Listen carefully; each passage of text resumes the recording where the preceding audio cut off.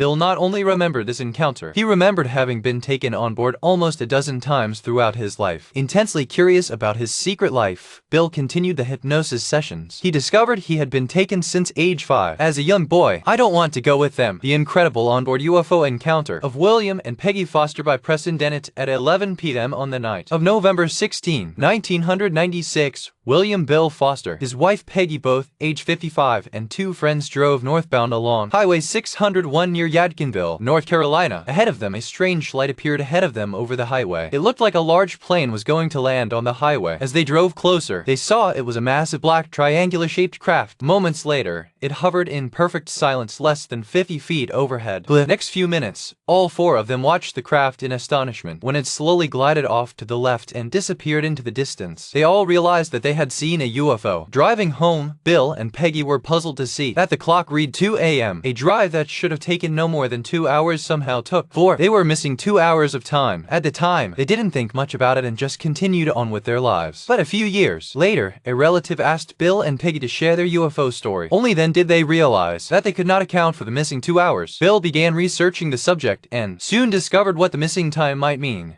That they could have been taken on board and not remember it. Both Bill and Peggy decided to try hypnosis. The other couple refused to talk about the encounter. Under hypnosis, Bill and Peggy recalled that as they slowed down to gaze in wonder at the massive craft, their car rose up off the road and up inside the giant UFO. After 2 years of hypnotic regression therapy, the whole story emerged. The 4 witnesses found themselves still sitting in the car. In a huge, bright, hangar-sized room, more than a dozen 4-foot-tall gray ETs surrounded the car. Each person was unable to move as they were levitated above the floor and led in separate directions. Bill was floated down a corridor, and as he passed an open archway, he saw other people lying unconscious on tables in a small room. He was then floated into a small room where short gray ETs and one tall one began to examine him. "Don't be afraid," they said. "It won't hurt you." Bill hammered them with questions, most of which they simply answered by repeating the phrase, "Don't be afraid. We won't hurt you." Under hypnosis, Peggy recalled the same series of events. She was taken down another corridor, also past a room with people on tables, and was taken to another room where she was physically examined. All 4 then floated back to the car, which was gently dropped back on the highway. Following the encounter, Peggy's severe fibromyalgia went into full remission. Traumatized by the encounter, Peggy refused further hypnosis. But under hypnosis, Bill not only remembered this encounter, he remembered having been taken on board almost a dozen times throughout his life. Intensely curious about his secret life, Bill continued the hypnosis sessions. He discovered he had been taken since age 5. As a young boy, he was taken on board where he was joined by other children and gray ET children and played games where he was taught telekinesis. At age 12, he was taken on board and given an alien implant, and he was told that he would be taught lessons which would take years to learn,